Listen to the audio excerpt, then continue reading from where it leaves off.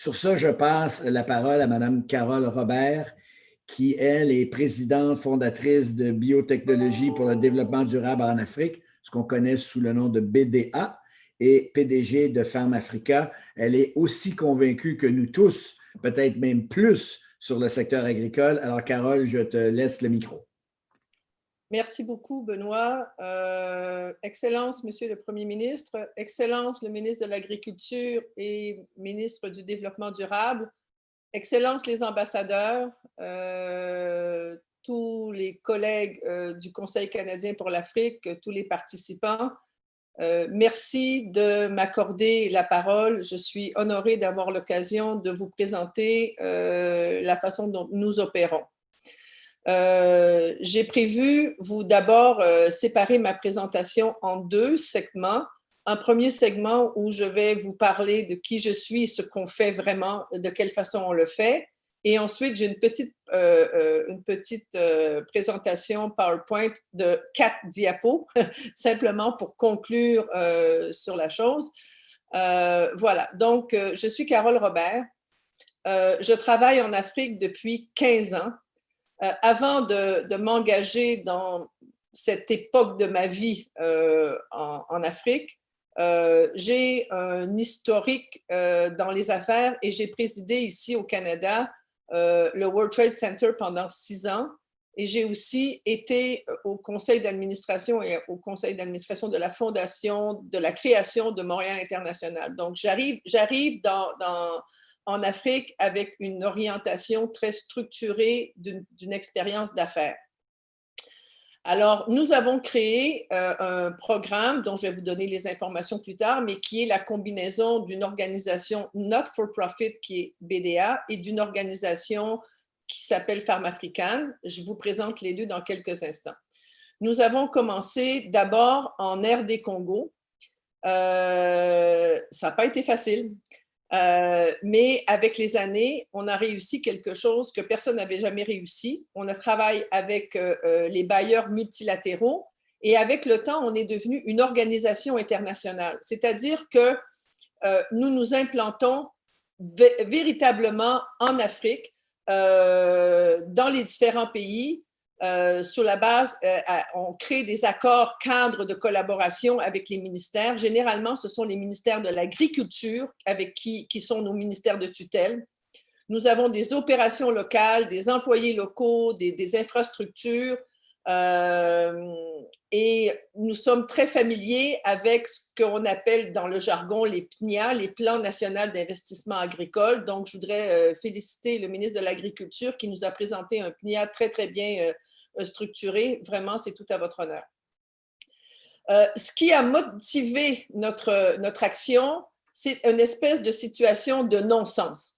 C'est un non-sens qui est tant de terres disponibles en Afrique, qui est de très haute qualité, qui est de l'eau en abondance pour irriguer les cultures, qui est de la main-d'œuvre et que encore à ce jour, les pays africains n'arrivent pas à satisfaire les besoins de nutrition de leur propre population et que les intrants, les biens agricoles sont généralement importés, alors que ça devrait être l'inverse. Alors, on pourrait s'imaginer que ce serait l'Afrique qui allait exporter.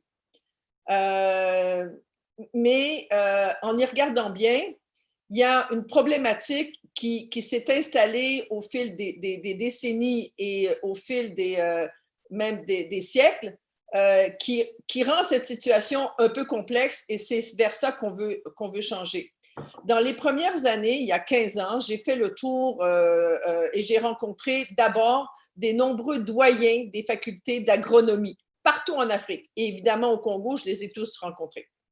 Et à chaque fois que je leur demandais, est-ce que je pourrais rencontrer le professeur qui enseigne le GCP ou le GEP? Ils me regardaient comme si je sortais de la planète Mars, parce que tout ça relève des contrôles de qualité. Et je me suis bien rendu compte que si les universités et les agronomes ne maîtrisent pas le contrôle de qualité, comment peut-on s'attendre à ce qu'on trouve du contrôle de la qualité locale? Or, sans contrôle de la qualité sur la production agricole, la chaîne de contrôle de qualité n'y est pas et on ne peut pas attirer des investisseurs qui vont faire la transformation agricole parce qu'eux aussi vont le faire selon les contrôles de qualité. D'ailleurs, cette perspective, on la vit très bien, nous, à l'interne, entre BDA, dont la mission est de créer des producteurs locaux agricoles qui opèrent dans l'économie formelle, selon les contrôles de la qualité internationaux, avec des infrastructures de standards internationaux, pour que des entreprises, comme Pharmafrican et plein d'autres, puissent pouvoir s'établir dans des zones, dans des parcs industriels ou des zones spéciales, des zones économiques spéciales, des ZES, avec lesquelles nous sommes très familiers. Donc, nous avons commencé notre programme en RD Congo. Ceci nous a valu de nombreux prix nationaux et internationaux. Et au moment où je vous parle, le programme BDA, appuyé par l'Union africaine, appuyé par plusieurs bailleurs bilatéraux, multilatéraux, notamment la Banque africaine de développement, le PNUE, la Banque mondiale, nous sommes en train de déployer le programme BDA dans plusieurs pays.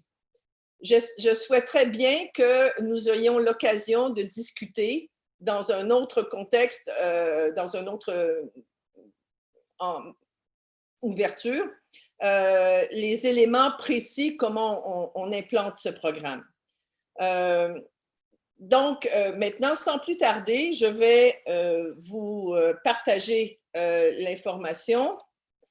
Voilà. Donc, voici ce qui nous anime. Un instant, je vais peut-être changer ça ici.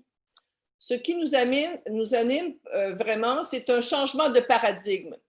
C'est-à-dire que nous voulons appliquer un changement de la chaîne de valeur qui passe par la création de SARL agricoles locales. Et là, je vais faire un premier commentaire vraiment majeur. Soyons réalistes. J'ai rencontré nulle part en Afrique, vraiment nulle part, et je passe ma vie en Afrique, à part la pandémie là, qui me tient ici coincée. Je passe minimalement 8 mois par année à circuler, à arpenter en Afrique. D'ailleurs, au moment où je devais partir au printemps, je devais me rendre à Abidjan pour inaugurer une grande conférence internationale à la demande de l'ambassade du Canada et de la délégation du Québec. Mais la pandémie a fait annuler cette conférence et depuis ce jour, je suis par les frontières fermées, un peu coincée ici au Canada. Par contre, nous avons réussi à mettre en place des procédures, ce qui fait que tous nos ressources, et on a de nombreux programmes qui fonctionnent et on les fait fonctionner avec en utilisant des programmes de communication virtuelle et ça va très bien. Mais tout ça pour vous dire que il n'y a personne, dans tous les pays où j'ai circulé, j'ai rencontré personne qui se levait un jour et qui disait « Moi, un jour, j'ai envie de devenir paysan ». C'est comme si être paysan, c'est la dernière ressource ultime contre l'ultime pauvreté. Alors, dans cet esprit, dans cet état de choses, comment ne pas être surpris que les paysans ne puissent pas faire de l'agriculture selon les contrôles de qualité et les standards internationaux. D'ailleurs, les paysans fonctionnent dans l'économie informelle et de ce fait, n'ont pas accès à des financements agricoles. Donc, il y a toute une modification de la chaîne d'approvisionnement qu'il faut faire qui passe par la création d'entreprises locales. J'ai eu l'occasion de travailler avec plusieurs organismes qui font la promotion des investissements dans plusieurs pays, que ce soit la NAPI, etc., dans différents pays. Et ils déploient des programmes d'accueil et d'accès à la propriété et d'édiction ou de facilitation au niveau des taxes pour les entreprises étrangères, alors que les entreprises agricoles locales mériteraient aussi d'avoir accès à ça. Donc, ce qu'il faut arriver, c'est de créer des véritables SARL locales qui puissent faire une agriculture de contrôle de qualité. Et cette transformation, c'est pour ça que j'ai préparé ce premier petit texte qui dit « En ce moment, soyons réalistes, ceux qui s'enrichissent sont ceux qui possèdent les infrastructures de transformation ou les terres ou les deux. Et ils s'enrichissent parce qu'ils s'approvisionnent auprès de paysans qu'ils exploitent en achetant des matières premières, des productions agricoles à un tout petit prix, malgré que ces paysans font un travail exceptionnel dans des conditions parfois très, très difficiles. Et finalement, au bout du compte, les paysans restent pauvres, quelques privilégiés s'enrichissent et c'est globalement le pays qui perd parce que le pays ne créant pas d'entreprise SARL agricole qui pourrait opérer dans le formel. Ce sont des entreprises qui maîtrisent la notion de local, qui maîtrisent les notions de rentabilité à l'hectare, de contrôle de qualité, de chaîne d'approvisionnement, de fiscalité, de parafiscalité, d'exportation, de l'aide de crédit, etc. Ces opérations, ces SARL locales opérant dans l'économie formelle sont aussi des payeurs de leurs impôts et contribuent à l'assiette fiscale du pays. Donc, tout le monde est win-win là-dedans. Même les employés qui ont maintenant des emplois décents. La vérité, c'est que partout où je circule, je rencontre des gens qui sont gradués des universités, qui soient des médecins, des juristes, des pharmaciens, des journalistes, des économistes, et après 3, 4, 5 ans, ils sont encore au chômage parce qu'il n'y a pas d'emploi, tout simplement. Et donc, ce sont ces jeunes qui sont l'avenir du pays et qui vont construire par la naissance de PME locales le pays de demain, l'Afrique de demain. Ce sont des gens instruits qui maintenant veulent prendre leur destinée en main et veulent devenir des écopreneurs. Et c'est ces gens-là qu'on forme pour être les opérateurs économiques des SARL que nous mettons en place avec eux. Donc, comment ça fonctionne toute cette histoire? Je suis comme dans le soleil et puis j'ai perdu ma souris. Alors, voilà, ici, j'ai voulu amener une image pour montrer la filière agricole traditionnelle versus la filière imaginée par BDA, qui maintenant commence à faire fureur. Et pour l'instant, nous avons des accords avec plusieurs universités, notamment Harvard Business School, qui est en train de mesurer l'impact économique de ce changement de paradigme. Donc, dans la filière traditionnelle, il y a des petits producteurs qui produisent de la matière première, comme ce soit du cacao, par exemple, du café, peu importe. Et généralement, ils le produisent sous forme de coopérative et ils vendent leur matière première qui bien souvent est exportée, brute, et ce sont les transformateurs étrangers qui le transforment en ingrédients, comme par exemple la pâte de cacao, qui serait, elle, vendue à Cadbury pour faire le chocolat. Qui s'enrichit là-dedans? Le transformateur, qui joue l'intermédiaire. Qui reste pauvre? Les producteurs. Nous croyons qu'il est temps que ce système change. Et donc, ce que nous faisons au BDA, nous formons l'écopreneur, qui va être celui qui va être le président de l'entreprise locale, la SARL. Lui-même aura des employés. À terme, on va avoir l'impact sur la même quantité de personnes, mais on est dans un système différent.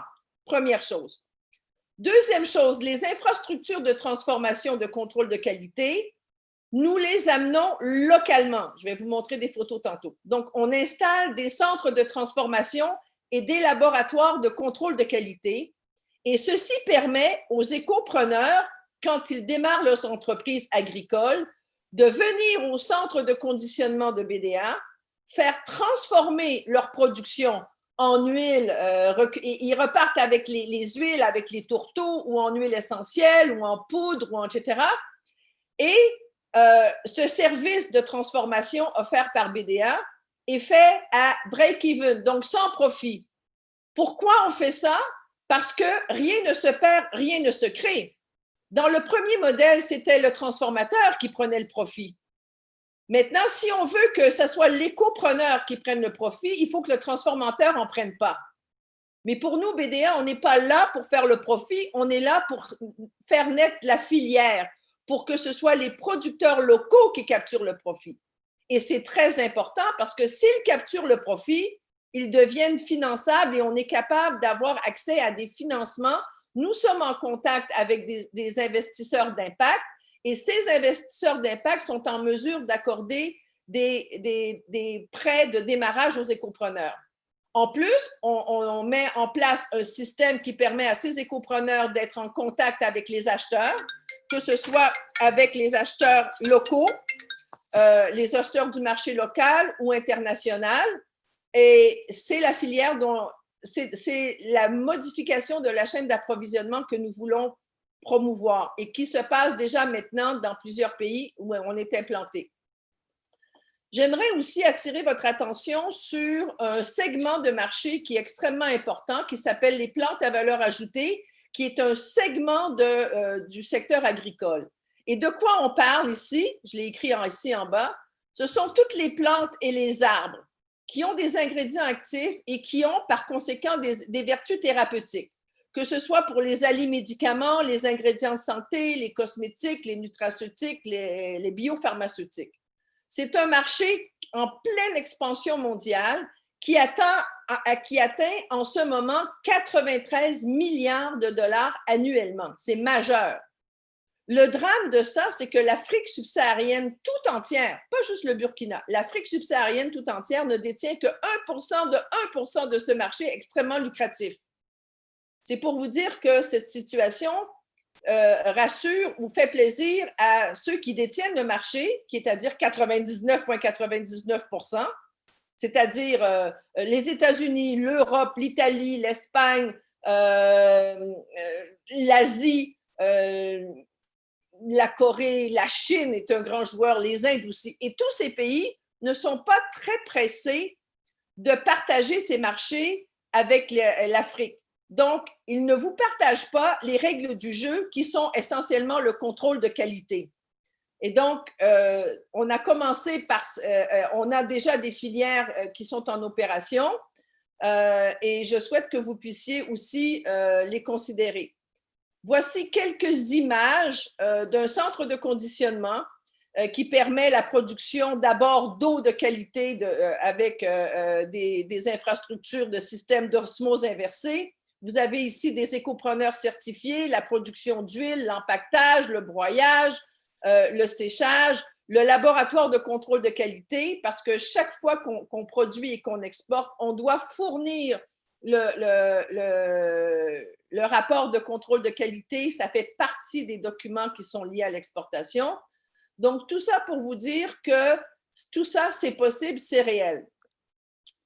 Maintenant, concernant la mise en place de ça, comme je vous dis, nous sommes appuyés par des bailleurs bilatéraux, multilatéraux. Nous avons, à titre d'exemple, nous avons été choisis par la Banque africaine de développement et le ministère de l'Agriculture de la RDC comme étant l'un des 5 incubateurs en agribusiness pour toute la RDC en raison de la qualité de nos programmes et de nos approches. On travaille avec plusieurs fonds, on travaille avec FIDA, on travaille aussi avec le Fonds vert pour le climat. Donc, c'est à travers une opération assez costaud qu'on est en train, et le Fonds vert pour le climat qu'on est en train d'implanter le programme BDA au Sénégal.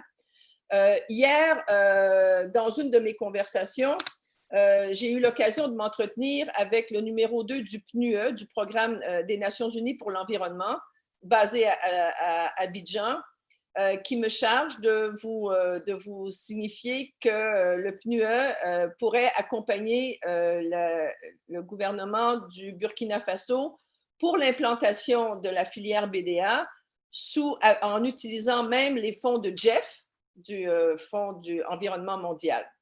En dernier point que j'aimerais aborder, c'est la sélection des filières. Bien sûr, il y a des filières vivrières qui sont urgentes, il y a des filières de rente, et on parle de filières qui sont connues. Mais il y a aussi la possibilité de développer des nouvelles filières. Et ces nouvelles filières se font par la valorisation de la biodiversité locale. Le Burkina est signataire du protocole de Nagoya, et c'est ainsi que toutes les filières nouvelles doivent passer par le processus APA, accès et partage des avantages. C'est un élément dans lequel nous sommes extrêmement impliqués et nous-mêmes, BDA, nous étions en 2010 à Nagoya, déjà présentés comme un programme modèle pour l'implantation de l'accès et partage des avantages du protocole de Nagoya. En ce moment, BDA, nous assistons plusieurs pays pour la mise en œuvre de l'APA, qui est généralement implantée par le ministère de l'Environnement. Et nous avons trouvé des mécanismes harmonieux pour faire en sorte que les ministères de l'Agriculture puissent travailler avec les ministères de l'Environnement pour pouvoir développer des nouvelles filières agricoles. Maintenant, parmi ces nouvelles filières, il y a la valorisation des produits forestiers non ligneux et des nouvelles filières à créer qui amènent une utilisation du territoire qui elle-même permet de générer des crédits carbone. Donc, et cette approche, elle est reconnue maintenant au niveau de la résilience au changement climatique. C'est ainsi que notre approche avait été aussi présentée en segment majeur de la conférence des parties à Marrakech sur les changements climatiques.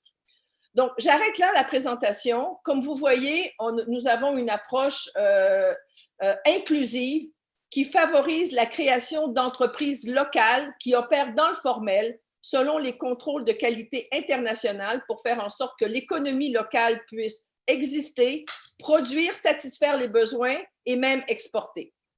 Voilà, merci beaucoup.